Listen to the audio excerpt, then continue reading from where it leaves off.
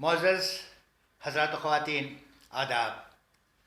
Doctor Khans medical zone में आपका दिली खैर मकदम है।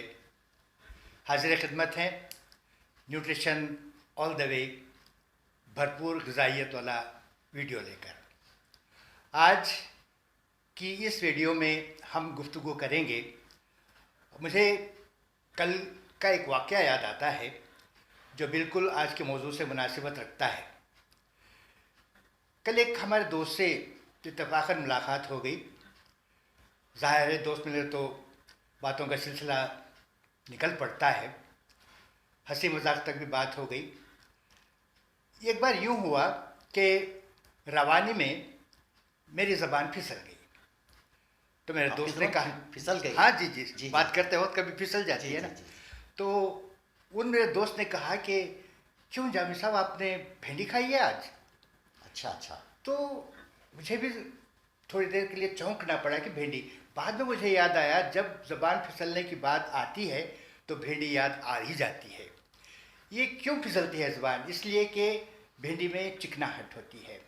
और फिर इत्तेफाक की बात यूँ कहिए कि कल दोपहर हमने भिंडी का सालन नहीं खाया था। अच्छा, दूसरी बात एक और, आप भी सोचते होंगे, मैं भी सोचता हूँ, कोई चीज़ आप ले लें, सामने जो भी है, ये बॉटल, इसको बोतल क्यों कहते हैं आप? इसका नाम बोतल क्यों रखा गया? और इसके अंदर जो सयाल है उसको पानी ही क्यों कहा जाता है? और ये कागज़, इसको कागज़ ही क्यों कहते हैं आप? तो इससे ये ज़ाहिर होता है कि इन नामों के पीछे कुछ बुनियादी हक़ायक़ है। बिल्कुल सही, तो बिल्कुल सही। यानी इसकी जसामत के एतबार से, या इसके मिजाज के एतबार से, या इसकी रंगत के एतबार से इसको नाम दिया गया है। अब मैं आपके सामने एक मिसाल देता हूँ। ये क्या है? ये भिंडी है।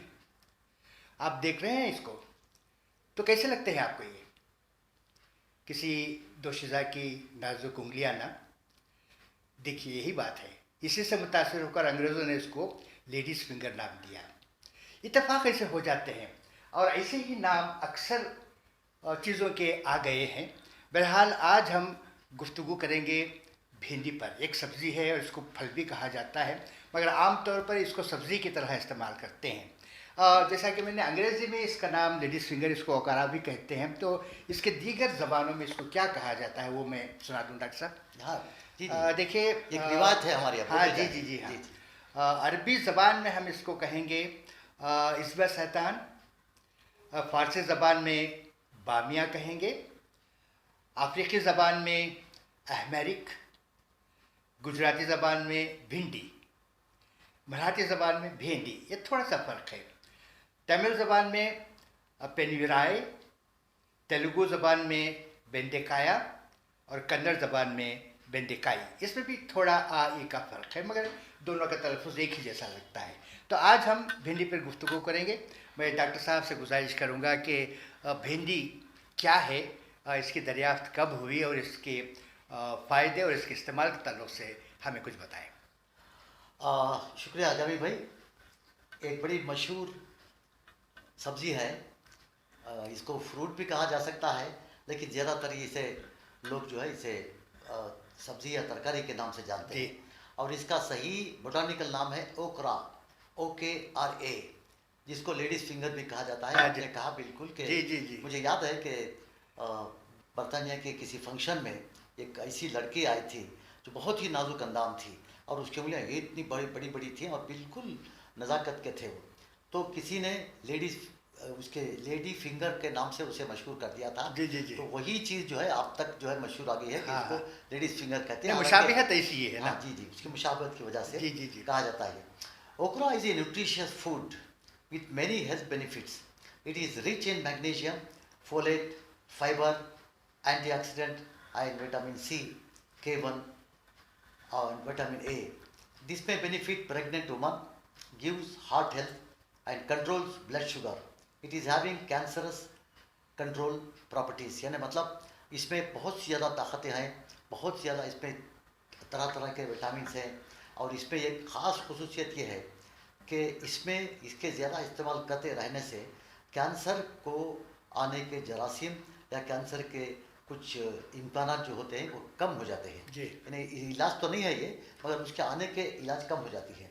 उसके अब इसके रोकथाम हेल्थ का एक जरिया बनता हाँ है। जी, हाँ जी, हाँ जी। जी। अब इसके हेल्थ बेनिफिट में क्या है, कंटेन्स नो कोलेस्ट्रॉल, और इसमें बहुत सी सब्जियां ऐसी होती हैं जिसमें थोड़ा सा कोलेस्ट्रॉल की मात्रा होती है, होता है, लेकिन इसमें कुछ भी कोलेस्ट्रॉल नहीं आपको। चिकनाई होने के बावजूद। जी जी जी जी। जी। और इसके अंदर पेक्टिन लोअरिंग बैड कोलेस्ट्रॉल, इसके अंदर एक पेक्टिन चीज़ मौजूद ऐसी होती है जो जिस्म में बैड कोलेस्ट्रॉल जो आता है उसको कम करती है ये।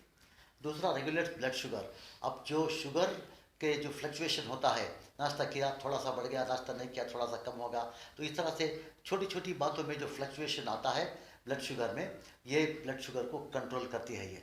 लिहाजा इसका इस्तेमाल सुबह नाश्ते में करें तो बहुत ही बेहतर है कि लोग जो है आमतौर पर इसको रोटी के साथ ये इसका जी। चकना बना करके इस्तेमाल करते हैं, इसलिए कि शाम तक यानी दूसरे दिन तक भी इसके ब्लड शुगर की रेगुलेशन सही रहे। जी। और फिर और ये कैंसर को फाइट करता है, ये न सिर्फ आने नहीं देता बल्कि कैंसर को फाइट भी करता है। बहुत ज़्यादा तौर पर इसके इस्तेमाल से आ, आ, क्या कहते हैं उसको, ये नहीं हुर्रत मुदाफ़ियत जो कैंसर के लिए ज़रूरी है वो तमाम चीज़ें इसमें ये है। ये विटामिन सी की मकदार भी इसके अंदर बहुत ज़्यादा है। और फिर दूसरा, इसके अंदर आयरन की क्वांटिटी बहुत ज़्यादा होती है इसके अंदर, यानी जो औरतों को उनके पीरियड की वजह से जो अनीमिया पैदा हो जाता है, यानी मतलब उनका जो हेमोग्लोबिन का परसेंटेज जो रहता है वो 12 से नीचे उतर कर कभी कभी 11, 10, 8, 9 तक पहुंच जाता है, तो इसके ज़्यादा इस्तेमाल से उसकी जो है वो मात्रा भी सीधा आगे बढ़ जाती है और अनीमिया इसमें कंट्रोल में आ जाएगा।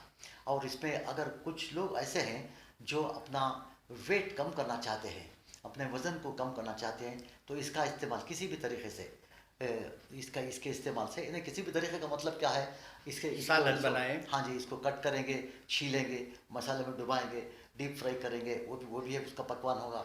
इसके छोटे छोटे टुकड़े बनाएंगे, चकना बना करके वो रोटी के साथ खाएंगे, वो भी एक तरीका होगा। बड़े बड़े टुकड़े बना करके इसे सालन में डालेंगे, गोश्त के साथ डालेंगे, सब्जियों के साथ कई तरीके हैं इसके। उन तमाम तरीक़ों से आप इस्तेमाल करते रहेंगे तो जो है वेट लॉस के चांसेस बहुत होते हैं। और फिर सबसे बड़ी बात इसके अंदर एक बात ये होती है कि गुज़िश्ता हफ्ते हमने बात की थी कॉन्स्टिपेशन की। कॉन्स्टिपेशन में क्या होता है कि जो खाया हुआ मवाद आखिरी में कोलन के पास आकर के टिक जाता है, रुक जाता है। तो इस तरह अगर बार बार के कॉन्स्टिपेशन से क्या होगा, कोलन का हिस्सा कुछ खुरुचने लग जाता है। वो जैसे ही खुरुचता है तो आहिस्ता आहिस्ता बढ़ते बढ़ते वो कोलन कैंसर में तब्दील हो सकती है वो। तो वो कोलन कैंसर को ख़त्म करने में पीटी का बहुत बड़ा हाथ होता है। अच्छा, तो अच्छा। इसको जो है वो साफ होने देती नहीं। अब जैसा कि आपने अभी कहा कि ज़बान फिसल गई थी हाँ, आपकी, जी, इसमें जी। चिकनाहट होती है, इसके जी। अंदर जो है वो और स्लिपरी मादा बहुत होता हाँ, है। वही। तो वो स्लिपरी मादे से जो है ये जो मवाद है जिसको डेफिकेशन कहते हैं, डेफिकेशन में पास होने का जो आ, अमल है वो रुकता नहीं। जी। इसके लगाने से वो सॉफ्ट होकर पूरा निकल जाता है इत्मीनान के साथ ये। अच्छा, दूसरी बात ये है कि एक तो वो तो कोलन कैंसर के चांसेस बहुत कम हो जाते हैं इसमें। और दूसरी बात यह है कि प्रेग्नेंट लेडीज़ को जो हमल से हैं उनके लिए कुछ ज़्यादा ही खून की ज़रूरत पड़ती है उनको, क्योंकि उनके जिस्म में जो खून पैदा होता है वो अपने लिए भी चाहिए और पैदा होने वाले बच्चे के लिए जी, भी चाहिए, दोनों को। जी। तो और कुदरत का निज़ाम है कि माँ चूँकि बोल सकती है, उसकी तकलीफ़ को वो दूसरे लोग उसकी सब तकलीफ़ समझ सकते हैं, तो अल्लाह सुब्हान ताला उसके बच्चे पर ज़्यादा ध्यान देता है, क्योंकि ना वो बोल सकता है ना सुन सकता है, तो अभी पेट के अंदर है, तो ज़्यादा से ज़्यादा इसका न्यूट्रिशन माँ का वो बेबी को चले जाता है वो। तो बेबी की सेहत ही बहुत इंपॉर्टेंट होती है। वो जो होने अंदर पैदा होने वाला फीटस, यानी पैदा होने से पहले के चीज़ को फीटस कहा जाता है, हाँ। पैदा होने के बाद नियोनेट बन जाता है वो। तो इस तरह से क्या है कि ये बहुत इंपॉर्टेंट होता है ये उस लेडी के लिए जो प्रेग्नेंट है। तो लिहाजा प्रेग्नेंट लेडीज़ को इन तमाम चीज़ों का खिलाना बहुत ज़रूरी है। प्रेग्नेंट लेडीज़ क्यों, लोग कहते हैं कि कामाली एक छोटा सा साउथ इंडिया का नाम है, एक इसमें खून की कमी आ जाती है, होंठ पीले हो जाते हैं, चेहरा पीला हो जाता है, तो उनको भी जो है ये चीज़ देने से इंशाल्लाह वो तमाम चीज़ें, यानी इसके इस्तेमाल से खून में इजाफा होता है। हाँ जी, हाँ जी, हाँ जी, हाँ जी। जी, जी। तो सबसे बड़ी चीज़ ये है कि इसका स्लिपरी मूवमेंट कॉन्स्टिपेशन को रोकता है ये। हाँ जी। और दूसरा जो है इसमें खून को बढ़ावा देता है और प्रेग्नेंट लेडीज़ के लिए वज़न को कम करता है और शुगर को रेगुलेट करता है। ये तमाम चीज़ें बज़रे अच्छे अलामतों में से है। तो बेहतर यह है कि हमारे लोग जो बनाते हैं जो खाना वगैरह पकाते हैं लेडीज़, इसको बनाएंगे तो बहुत ही बेहतर रहता है। जी, जी। इसका इस्तेमाल करेंगे तो सारे घर को जो है ये रेगुलेट कर सकते हैं इत्मीनान के साथ, सारे घर की सेहत का ख्याल रख सकते हैं ये। तो मैं चाहूँगा कि दूसरे तरकारियों की तरह इसका भी इस्तेमाल आप ज़्यादा जी। करें तो बहुत ही बेहतर होता है ये। जी डॉक्टर साहब, नाज़रीन, अभी हम भिंडी के ताल्लुक से डॉक्टर साहब से मुफीद मालूमात हासिल कर रहे थे। डॉक्टर साहब ने इसके इस्तेमाल के ताल्लुक से कहा और इसके फ़वाइद भी हमारे सामने रखे। नाज़रीन, मैं आपसे एक बात कहना चाहूँगा, क्योंकि मैं ज़रा खुश मिजाज इंसान हूँ। डॉक्टर साहब से कई बार मैंने कहा कि डॉक्टर साहब सब्जियाँ बहुत हो गई, कुछ फ्रूट की भी बात कर लें। मैं चाहूँगा कि अगली बार हम लोग सेब पर बात करेंगे। इसमें मेरी गरज शामिल है। आप कुछ समझिए कि मेरी गरज इसमें क्या हो सकती है? बिल्कुल सही, बिल्कुल मैं सही। ये कहूँगा आपसे कि जैसा कि डॉक्टर साहब ने सामने जो भी जिस पर भी हम लोग बहस गुफ्तगू करते हैं, वो सामने आप रखते हैं, दिखाते हैं, तो इसी तरह ज़ाहिर है सेब लाएंगे, रखेंगे, और ज़ाहिर है ले तो नहीं जाएंगे ना, हम लोग खाएंगे। तो इस इरादे से मैंने डॉक्टर साहब को मशवरा दिया है कि अगली बार हम लोग सेब पर गुफ्तगू करेंगे। नाज़रीन, इसके साथ मैं आपसे इजाज़त चाहूँगा। अगले एपिसोड में फिर मुलाकात होगी, सेब पर गुफ्तगू करेंगे। खुदा हाफिज़। खुदा हाफिज़।